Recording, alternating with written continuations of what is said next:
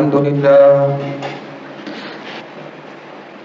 لله نحمده ونستعينه ونستغفره ونؤمن به ونتوكل عليه ونعوذ بالله من شرور أنفسنا ومن سيئات أعمالنا من يهده الله فلا مضل له ومن يضلله فلا هادي له ونشهد أن لا إله إلا الله وحده لا شريك له ونشهد أن سيدنا ومولانا محمدا عبده ورسوله أما بعد فقد قال الله تبارك وتعالى أعوذ بالله من الشيطان الرجيم بسم الله الرحمن الرحيم وَلَقَدْ يَسَّرْنَا الْقُرْآنَ لِلذِّكْرِ فَهَلْ مِن مُّدَّكِرٍ صدق اللہ العظیم. بسم اللہ الرحمن الرحیم. قل اعوذ برب الفلق من شر ما خلق ومن شر غاسق اذا وقب ومن شر النفاثات في العقد ومن شر حاسد اذا حسد. یہ سورہ فلق ہے. رمضان سے پہلے تو اللہ کا احسان ہے کہ اللہ نے دوبارہ ہمیں اپنے قرآن کو سمجھنے اور سمجھانے کی توفیق عطا کی. یہ اسی کا احسان ہے, ہمارا کوئی کمال نہیں. نہ میں سمجھا سکتا ہوں نہ آپ سمجھنے آ سکتے ہیں. یہ اللہ کا احسان ہے. قرآن یہ سب سے قیمتی دولت ہے, اس لیے کہ قرآن یہ ایک معجزہ ہے. جیسا کہ رمضان سے پہلے یہ بات بہت تفصیل سے بیان ہوئی تھی کہ اسی لیے حضور یہ معجزہ ہمارے درمیان میں چھوڑ کر گئے, اور یہ ایسا معجزہ ہے کہ خود یہ اعلان کرتا ہے کہ اگر کسی کی طاقت ہو تو اس کے اندر جو سب سے چھوٹی صورت ہے ایسی ایک چھوٹی صورت ہی بنا کر بتا دے. اور اس وقت بھی یہ چیلنج تھا, آج بھی یہ چیلنج ہے. کوئی اس کو پورا کر سکا نہیں, اس لیے کہ یہ اللہ رب العزت کا کلام ہے, یہ اللہ کا کلام ہے. تو یہ ایک معجزہ ہے, اس کے بہت سارے فائدے ہیں, لیکن اس کا مقصد کیا ہے؟ جیسے گزشتہ یہ بتایا گیا تھا رمضان سے پہلے شروع میں کہ یہ صرف تلاوت کی کتاب نہیں ہے, یہ صرف تلاوت کی کتاب نہیں ہے, یہ اصل سمجھنے کی کتاب ہے اور سمجھ کر اپنی زندگی میں اتارنے کی کتاب ہے. یہ کتاب نازل ہی اس لیے کی گئی کہ آدمی اپنی زندگی اس کے مطابق گزارے. ہدی للناس, اسی لیے یہ جو پہلا پارہ شروع ہوتا ہے اور بار بار قرآن کریم یہ کہتا ہے کہ یہ لوگوں کو ہدایت دیتی ہے. اور ہم نے سورہ فاتحہ کی جو پوری تفسیر ہوئی اس میں ہم نے سننا کہ سب سے اہم چیز ہدایت ہے, سب سے اہم چیز ہدایت ہے. تو اسی سورہ فاتحہ کی پھر سے ہم تھوڑی سی مختصر سے سمجھ لیں, اس لیے کہ ہر نماز کی ہر رکعت میں ہم اس کو پڑھتے ہیں تو یہ دھیان رکھ کر پڑھیں کہ اس کا معنی کیا ہوتا ہے. اللہ تبارک و تعالیٰ فرماتے ہیں الحمدللہ رب العالمین, کہ تمام تعریفیں اس اللہ کے لیے ہے جو تمام جہانوں کا پالنہار ہے. صرف یہ دنیا جو چھوٹی سی ہے اس کا نہیں, بلکہ یہ آسمان اور آسمان کے اوپر جتنے 7 آسمان اور جو کچھ چیزیں ہیں سب کو پالنے والا اللہ تعالیٰ ہے نا. یہ ایک گویا بات چیت اللہ سمجھانا ہے. اللہ تعالیٰ کہتے ہیں کہ الحمد, ہم جب پڑھتے ہیں نا نماز کے اندر الحمدللہ کہ تمام تعریف ہے اللہ کے لیے, تو گویا اللہ تعالیٰ کہتے ہیں اچھا میرے لیے میں کون ہوں, میں کون ہوں؟ الحمدللہ کہ اللہ کے لیے میں کون ہوں. تو پھر ہم کہتے ہیں رب العالمین کہ تمام جہانوں کے آپ پالنہار ہیں. اچھا اللہ تعالیٰ کو یا کہتے ہیں کہ تو یہ جانتا ہے کہ میں تمام جہانوں کا پالنہار ہوں, اور کیا جانتا ہے؟ تو ہم پھر سے کہتے ہیں الرحمن الرحیم کہ آپ سب پر مہربان ہیں, چونٹی سے لے کر ہاتھی اور ہر چیز کے اوپر آپ مہربان ہیں, ہر اعتبار سے آپ مہربان ہیں. الرحیم, اور آپ بہت زیادہ رحم کرنے والے ہیں. پھر اللہ تعالیٰ کہتا ہے اچھا یہ تجھے معلوم ہے, اور تو میرے بارے میں کیا جانتا ہے؟ تو پھر ہم کہتے ہیں مالک یوم الدین کہ آپ تو فیصلے کے دن کے مالک ہیں, آپ تو فیصلے کے دن کے مالک ہیں, ہے نا. تو اللہ تعالیٰ کہتا ہے اچھا یہ بھی تو جانتا ہے کہ فیصلہ میں ہی کروں گا, اس لیے کہ دنیا میں بھی فیصلے اللہ کے چلتے ہیں. اور آخرت میں تو اللہ جو چاہے گا وہی ہوگا. یہاں تو پھر بھی ہمیں تھوڑا سا اختیار دیا ہوا ہے کہ اگر بندہ چاہے تو ایک ارادہ کر سکتا ہے، اپنا قدم اٹھا سکتا ہے، پھر اللہ اس کے فیصلے کرتے ہیں. اللہ نے مال دیا ہوا ہے، اللہ نے اختیار دیا کہ تو اچھی جگہ پہ لگانا چاہے اچھی جگہ پہ لگا، اور بری جگہ پہ لگانا چاہے بری جگہ پہ لگا. تو اپنے اختیار سے لگاتا رہے، تو اپنے اختیار سے اعمال کرتا رہے. لیکن وہاں تو یہ کوئی اختیار نہیں ہوگا، وہاں تو صرف اللہ تبارک و تعالیٰ کا فیصلہ چلے گا. تو ہم کہتے ہیں کہ یا اللہ آپ تو مالک یوم الدین ہے، کہ فیصلے کے دن کے مالک آپ ہی ہیں. اچھا تو یہ بھی جانتا ہے، تو اب کرنا کیا ہے؟ کوئی آیا ہمارے پاس اور ہم سے کہے کہ آپ تو ایسے ہیں، آپ ہی ہیں آپ ہی ہیں، تو ہم کیا کہیں گے؟ اچھا تجھے کہنا کیا ہے وہ بول، تجھے کرنا کیا ہے؟ تو ہم آگے کہتے ہیں ایاک نعبد و ایاک نستعین، کہ جب سارا مالک سب چیزیں آپ کے قبضے میں، ہم آپ ہی کی عبادت کریں گے. اور عبادت کریں گے یعنی ہم آپ ہی کا ہی مانیں گے، دنیا کے کسی آدمی کی نہیں مانیں گے. آپ کے مقابل میں کوئی بھی آ جاوے، سلطنت والا آ جاوے، بادشاہ آ جاوے، مالدار آ جاوے، پڑھا لکھا آ جاوے، ہمارے والدین آ جاوے، ہمارا دوست احباب آ جاوے، ہمارے بیوی بچے آ جاوے، ہمارا کاروبار آ جاوے، کوئی بھی آ جاوے، ہم آپ کے علاوہ کسی کی نہیں مانیں گے. ہمارا خاندان، ہمارے جو طور طریقے ہیں، کسی کے ہم نہیں مانیں گے، صرف آپ ہی کی. ایاک نعبد. اچھا تو پھر کہ اس کے لیے تو بہت مشکل ہی پیش آئے گی، تو پھر وَإِيَّاكَ نَسْتَعِينُ، اور اس کے لیے ہم آپ ہی سے مدد مانگتے ہیں. اللہ آپ سب کرنے پر قادر ہے، تو ہم آپ سے مدد بھی مانگتے ہیں کہ یا اللہ ہمیں کیا کر دیجئے، کیا ہمیں اس کی توفیق بھی دے دیجئے، کیا ہم اس طریقے سے اپنی زندگی کو گزاریں. تو اصل مقصد یہی ہے، اصل مقصد قرآن کریم کا اپنی زندگی کو بدلنا ہے. ہم یہاں بیٹھے ہیں، میں بول رہا ہوں، میں اچھا بیان کر دوں، اچھی تفسیر کر دوں، آپ اچھا سن لیں، ثواب مل گیا، یقیناً ثواب مل گیا ہمیں. لیکن جو مقصد ہے کہ اپنی زندگی بدلنا، اگر وہ ہم نہیں بدلیں گے تو اس کا مقصد حاصل نہیں ہوگا. ہم نے اے سی تو لگا دیا لیکن ٹھنڈک نہیں ہوئی، تو جو بھی آئے گا وہ دیکھے گا ہاں اے سی لگا ہوا ہے، لیکن مقصد حاصل ہوگا. تو اس سے اصل مقصد اپنی زندگی کو بدلنا ہے.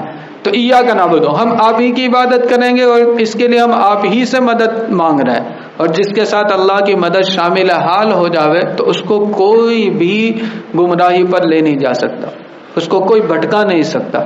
اچھا تو پھر تجھے چاہیے کیا؟ چل تو یہ کرے گا کہ میری ہی عبادت کرے گا، مجھے سے تو مدد مانگتا ہے، لیکن اب تجھے چاہیے کیا؟ تو کیا مانگتا ہے؟ تو اللہ نے اس کو سمجھایا کہ اب ہم کہتے ہیں اہدنا الصراط المستقیم، کہ ہمیں سیدھے راستے کی ہدایت عطا کر دیجئے، ہمیں سیدھا راستہ دکھلا دیجئے، ہدایت دے دیجئے، جو سب سے اہم چیز ہے. اور بتایا تھا رمضان سے پہلے کہ ہدایت کہتے ہیں دنیا اور آخرت کے ہر کام میں جو صحیح چیز ہو وہ حاصل ہو جائے. دنیا اور آخرت کے کام میں جو صحیح چیز ہے وہ حاصل ہو جاوے تو یہ ہدایت اللہ کی طرف سے حاصل ہو گئی. دنیا کے اعتبار سے بھی یہی ہے، آدمی بیمار ہوا تو بیمار ہونے کے بعد اب اس کو ضرورت پڑے گی ڈاکٹر کی، تو کون سا ڈاکٹر جائے، کس کے پاس جاوے؟ تو وہ اللہ ہدایت دے دے گا کہ صحیح ڈاکٹر کے پاس بھی چلا جائے گا، صحیح دوائی بھی مل جائے گی، اور اللہ اس میں شفا بھی دے دے گا.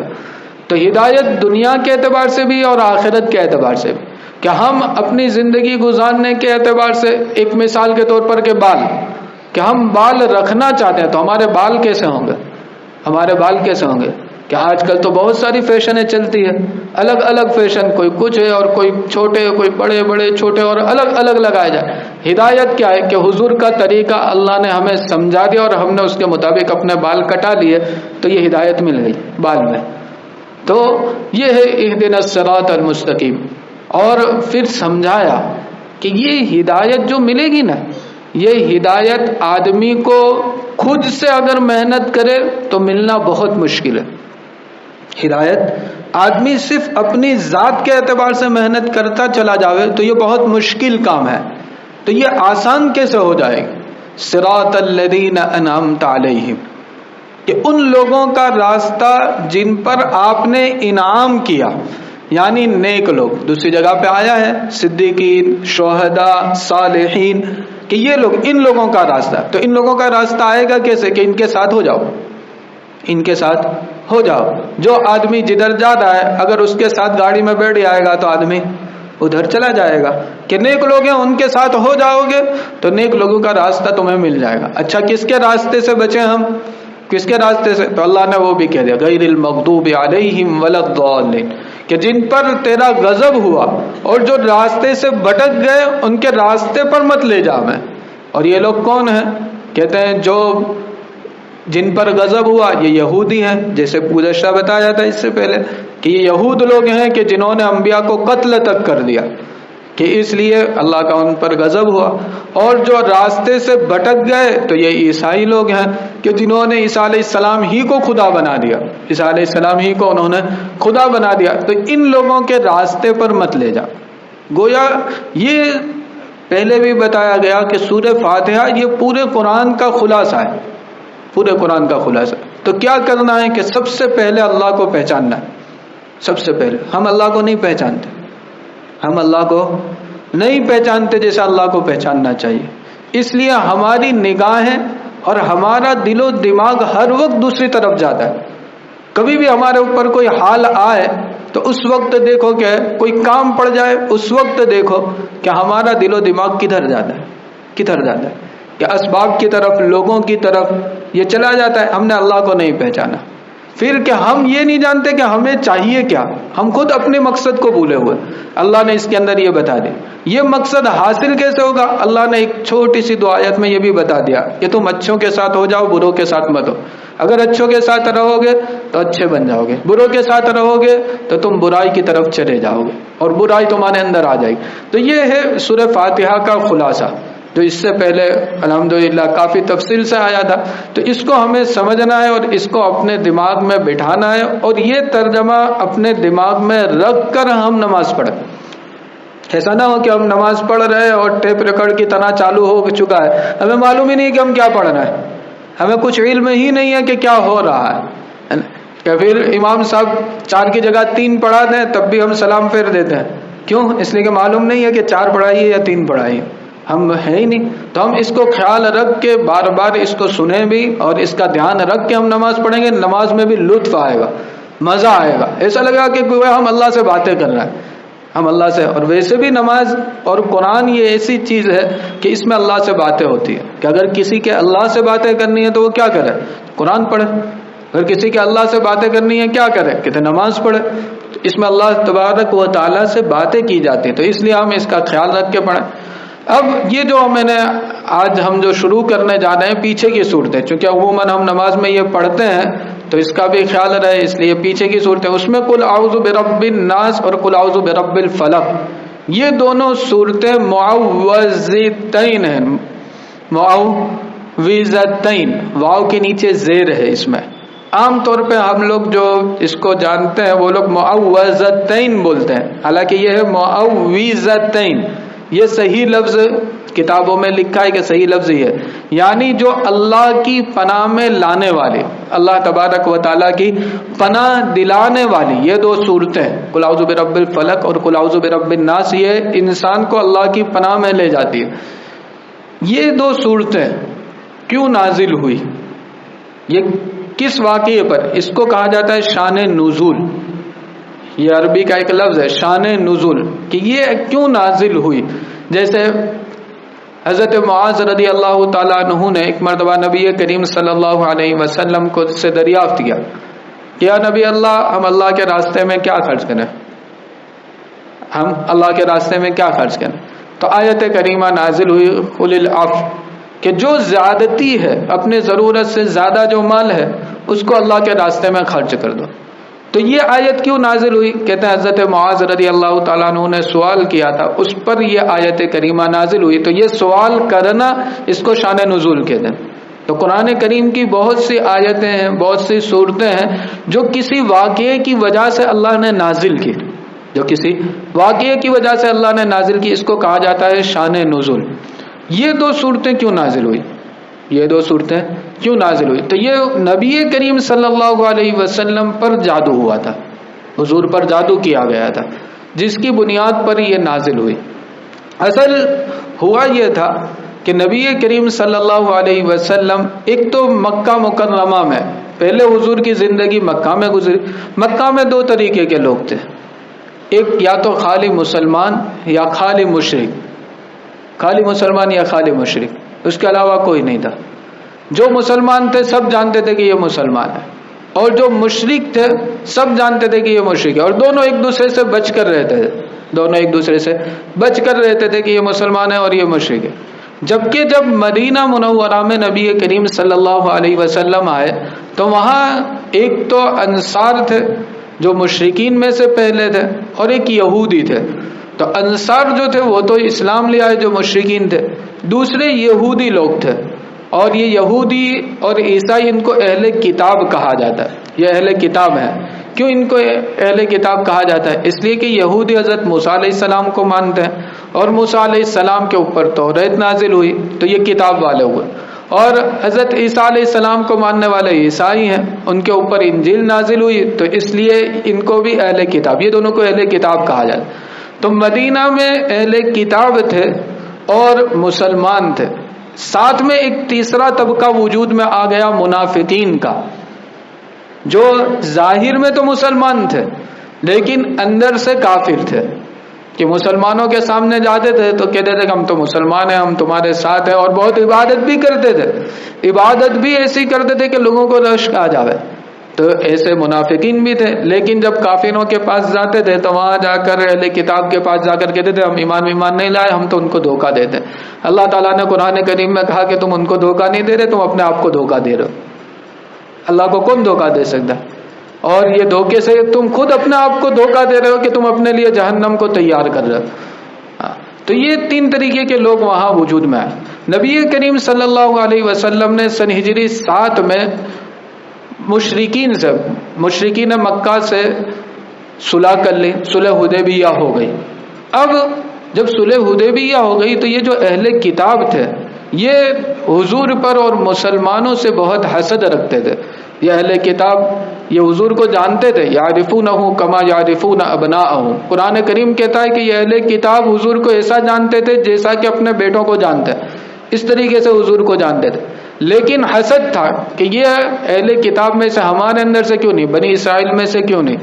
اس حسد کی بنیاد پر یہ ایمان کو قبول نہیں کرتے تھے، ایمان نہیں لاتے تھے. جب دیکھا کہ صلح حدیبیہ بھی ہو گئے، مکہ والوں نے ان سے صلح کر لی، تو ان کو یہ ہوا کہ اگر ایسا ہی چلتا رہا تو پھر ہمارا تو نام و نشان یہ لوگ مٹا دیں گے، اس لیے کہ مسلمانوں کی شوکت بڑھتی چلی جا رہی ہے. تو حدیبیہ جو صلح حدیبیہ کے بعد خیبر والے، خیبر یہ اہل کتاب یہودیوں کا گڑھ تھا، وہ لوگ آئے لبید بن عاصم کے پاس. لبید بن عاصم یہ جادوگر تھا مدینہ کے اندر، اور یہ بھی منافق تھا، یہ بھی منافق تھا. اس نے اپنے بیٹیوں کو بھی جادو سکھا رکھا تھا. تو وہ اہل خیبر ان کے پاس آئے اور آ کر کہا کہ تم حضور کے اوپر جادو کرو. تو یہ تیار ہو گیا، اس لیے کہ مسلمان تو تھا نہیں، یہ تو یہ بھی منافق تھا. تو یہ تیار ہو گیا، اس نے اپنی بیٹیوں کے ساتھ مل کر حضور کے اوپر جادو کیا تھا. اور جادو کیسے کیا کہ جادو کے لیے ضروری ہوتا ہے کہ آدمی کے بدن کا کوئی حصہ ہو، بال ہے، ناخن ہے، یہ ہونا چاہیے، یا آدمی کی ضرورت، آدمی جو اس چیز کو استعمال کرتا ہے وہ کوئی چیز ہونی چاہیے، تب جا کے جادو ہوتا ہے. تو ان لوگوں نے یہ پلاننگ کیا. حضور کے پاس ایک یہودی لڑکا آیا کرتا تھا اور خدمت کیا کرتا تھا. تو اس کو ان لوگوں نے بہلا پھسلا کر اس کو کہا کہ حضور کے بال لیا، اور حضور کی جو کنگھی ہے اس کے دانتے لیا. تو اس کے دانتے اور بال اس نے لا کر ان کو دیے، اور اسی کے اوپر یہ لبید وغیرہ نے، اس کی بیٹیوں نے مل کر جادو کیا. اور جادو کے اندر جو کمان کی تانت آتی ہے اس میں پڑھ کے انہوں نے گرے پھونکی اور گانٹھ لگا دی تھی 11، اور اس کے اندر یہ سب چیزیں رکھ دی. رکھنے کے بعد جو کھجور کا شگوفہ ہوتا ہے اس کے اندر اس کو دبا دیا، اور اس کو لے جا کر ایک کنویں کے اندر بڑے پتھر کے نیچے اس کو چھپا دیا، بڑے پتھر کے نیچے اس کو چھپا دیا. تو یہ اس طریقے سے انہوں نے جادو کیا. تو ایک تو مسئلہ یہاں یہ آئے گا کہ یہ جادو ہے کیا اور جادو کی کس طریقے سے ہوتا ہے. خیر ابھی ہم اس کو رہنے دیتے ہیں. پہلے یہ ہے کہ پھر کیا ہوا. نبی کریم صلی اللہ علیہ وسلم پر اس کا اثر ظاہر ہوا. اور اثر یہ ہوا کہ دو چیزیں حضور کو پیش آنے لگی. ایک تو یہ کہ حضور اپنی بیویوں کے پاس جاتے نہیں تھے, صحبت نہیں کرتے تھے, لیکن حضور کو یہ ہوتا تھا کہ میں نے کیا ہوا ہے, یعنی خیال میں یہ آ جاتا تھا گویا میں صحبت کی ہوئی ہے, تو نہ جانے کے باوجود یہ ہوتا تھا. اور دوسری چیز نبی کریم صلی اللہ علیہ وسلم یہ محسوس کرتے تھے کہ حضور کو گویا کسی نے جکڑ لیا ہے, باندھ دیا ہے, آدمی ایک دم بندھا ہوا معلوم. اس کی وجہ سے نبی کریم صلی اللہ علیہ وسلم کافی پریشان ہوئے کہ حضور کو بہت گرا گزرتا تھا, بہت بھاری ہوتا تھا کہ یہ کیا ہو رہا ہے. لیکن نبی کریم صلی اللہ علیہ وسلم کو بھی علم نہیں تھا کہ یہ کیا ہوا ہے. نبی کریم صلی اللہ, اس لیے کہ ساری چیزوں کو جاننے والا صرف اللہ ہے. ساری چیزوں کا جاننے والا صرف کون ہے؟ اللہ ہے. اللہ کے علاوہ ساری چیزیں کوئی جانتا ہو یہ نہیں ہے. ہاں, نبی کریم صلی اللہ علیہ وسلم کو اللہ تبارک و تعالیٰ نے بہت ساری غیب کی چیزیں جو آئندہ ہونے والی تھی وہ بھی بہت ساری چیزیں بتا دی, تو وہ چیزیں حضور یقیناً جانتے ہیں. تو یہ غیب کی چیزیں حضور بھی جان, لیکن کتنی, جتنی اللہ نے بتا دی. باقی ساری چیزیں حضور کو بھی معلوم نہیں ہوتی. تو حضور کو یہ علم نہیں ہو رہا تھا کہ ہو کیا رہا ہے, یہ کیا ہو رہا ہے. اور اسی حال بس یہ دو چیزوں پہ اثر ہوتا تھا, اس کے علاوہ کسی چیز پہ حضور کو اثر نہیں ہوا. کہ حضور جو تبلیغ کرتے تھے یا جو وحی آتی تھی اس میں کوئی اثر نہیں تھا. صرف ان دو چیزوں میں حضور کو بڑی پریشانی پیش آتی تھی, یہاں تک کہ تقریباً 6 مہینے گزرے اس حالت میں. تقریباً حضرت عائشہ صدیقہ رضی اللہ تعالیٰ عنہا فرماتی ہیں کہ ایک دن میری باری تھی تو رات میں نبی کریم صلی اللہ علیہ وسلم تشریف لائے اور دعا میں مشغول ہو گئے. دعا, اور بعض روایت میں آتا ہے 3 مرتبہ دعا, یعنی مسلسل دعا کرتے رہے. مسلسل نبی کریم صلی اللہ علیہ وسلم دعا کرتے رہے کہ کیا ہو رہا. پھر نبی کریم صلی اللہ علیہ وسلم سوئے. تو جب سوئے تو حضور نے خواب دیکھا کہ 2 آدمی آئے, ایک سرانے پر کھڑا ہو گیا اور ایک پاؤں کے پاس کھڑا ہو گیا. جو سرانے پر کھڑے ہوئے تھے وہ حضرت جبریل امین تھے, اور جو پاؤں کے پاس کھڑے تھے وہ میکائیل علیہ السلام تھے. تو یہ دونوں تشریف لائے, اور تشریف لائے پھر حضرت جبریل علیہ السلام نے پوچھا کہ ان کو کیا ہوا ہے, حضور یہ خواب دیکھ رہا ہے کہ ان کو کیا ہوا ہے. تو میکائیل علیہ السلام نے فرمایا کہ ان کے اوپر جادو کیا گیا ہے. پھر حضرت جبریل نے دریافت کیا کس نے کیا ہے, تو انہوں نے کہا کہ ولید بن عاصم اور ان کی بیٹیوں نے کیا ہے. پھر حضرت جبریل نے کہا کہ کس چیز کے ذریعے کیا, تو انہوں نے بتایا کہ حضور کے بال اور کنگھے کی جو دانتیں ہوتے ہیں اس کے ذریعے کیا ہے. پھر کس میں کیا ہے, تو کہا کہ کھجور کے شگوفوں میں کیا. پھر حضرت جبریل علیہ السلام نے دریافت کیا اچھا یہ کہاں رکھا ہوا ہے, تو بتایا کہ فلاں جو کنواں ہے اس کنویں میں پتھر کے نیچے رکھا ہوا ہے. اور پھر کہ اچھا یہ اچھے کیسے ہوں گے, تو کہا کہ یہ 2 صورتیں جب اس کے اوپر پڑی جائے گی اور اس کی گرہیں کھولی جائے گی, جو گانٹھ لگی ہوئی ہے اس کے اندر وہ سب کھول دی جائے گی, تو پھر یہ اچھے ہو جائے گی. اور جادو کا یہی ہوتا ہے, جادو جس طریقے سے انہوں نے کیا ہوا ہے, جو ترتیب ہے ان کی ترتیب کو تم الٹ دو, کھول دو, تو وہ جادو کا اثر ختم ہو جاتا ہے, وہ جادو کا اثر ختم ہو جاتا ہے. نبی کریم صلی اللہ علیہ وسلم نے یہ خواب دیکھا, خواب سے بیدار ہوئے تو فوراً بشاست آ جاتی ہے, اس لیے کہ ایک بڑی چیز سے. تو اما جان عائشہ صدیقہ رضی اللہ تعالیٰ عنہا نے دریافت کیا کہ نبی اللہ کیا ہوا, کیوں آپ خوش نظر آئے. تو حضور نے فرمایا کہ میں نے اللہ سے بہت دعا کی تھی کہ مجھے کیا ہو رہا ہے مجھے بتا دیا جائے, چنانچہ میں نے یہ خواب دیکھا ہے. اور یہ خواب میں یہ ساری پورا واقعہ حضور نے یہاں بیان کیا. اس کے بعد نبی کریم صلی اللہ علیہ وسلم اپنے ساتھی حضرت علی رضی اللہ تعالیٰ عنہ وغیرہ کو لے کر اس کنویں پہ گئے. وہاں گئے, وہاں سے پتھر کے نیچے سے وہ چیز نکالی. وہ چیز نکالنے کے بعد اس کو کھول کر دم کرتے ہوئے اس کو کھول دیا, تو حضور کو شفا یابی ہو گئی. حضور جو تکلیف تھی وہ تکلیف ختم ہو گئی. اور پھر نبی کریم صلی اللہ علیہ وسلم گھر آ گئے. اب یہاں پر حضرت اما جان عائشہ صدیقہ رضی اللہ تعالی عنہا کو تو معلوم تھی یہ ساری بات, تو انہوں نے کہا کہ یا نبی اللہ آپ لوگوں کو بتا دیجئے, آپ لوگوں کو بتا دیجئے کہ ان لوگوں نے ایسا ایسا کیا ہوا ہے. تو حضور نے فرمایا کہ اللہ نے مجھے شفا دے دی, اب کسی کو کچھ کہنے کی ضرورت نہیں ہے.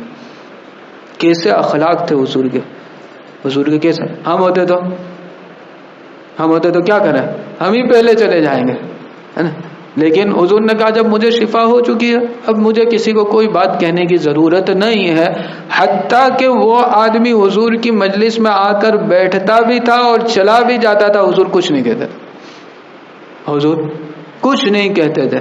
دیکھیے اس کے اندر ویسے وقت ہو گیا، بہت ساری چیزیں سمجھنے کی ہے کہ یہ کس طریقے سے حضور نے کتنا وہ کیا اور یہ جادو کو کس طریقے سے روکا جا سکتا ہے اور کیا کیا کرنا چاہیے. اس کو انشاءاللہ آئندہ لے لیں گے. اللہ تبارک و تعالی ہمیں صحیح معنی میں قرآن کو سمجھنے کی توفیق عطا فرمائے اور اس پر عمل کی توفیق عطا فرمائے. ہمارے پاس سب کچھ ہے لیکن ہم ایسے ہو چکے ہیں جیسے کہ ہم فقیر ہیں.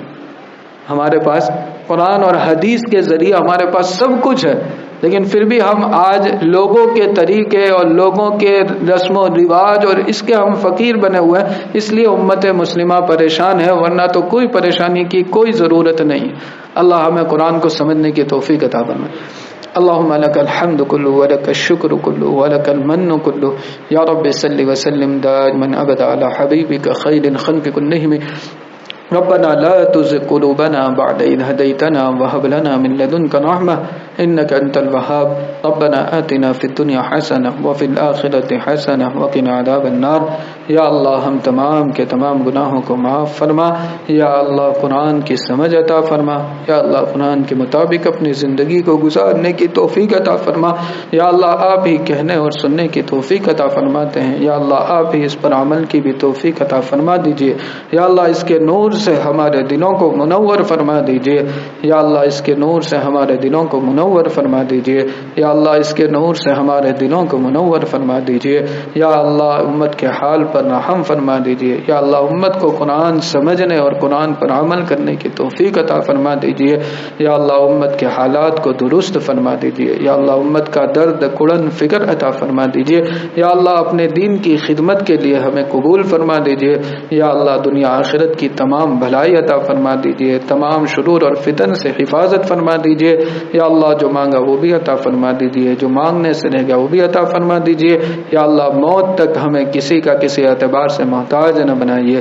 اللہم انا نسألک من خیر ما سألک منہ نبیک محمد صلی اللہ علیہ وسلم ونعوذ بک من شر ما استعاذ منہ نبیک محمد صلی اللہ علیہ وسلم وانت المستعان وعلیک البلاغ ولا حول ولا قوة الا باللہ العلی العظیم برحمتک یا ارحم الراحمین.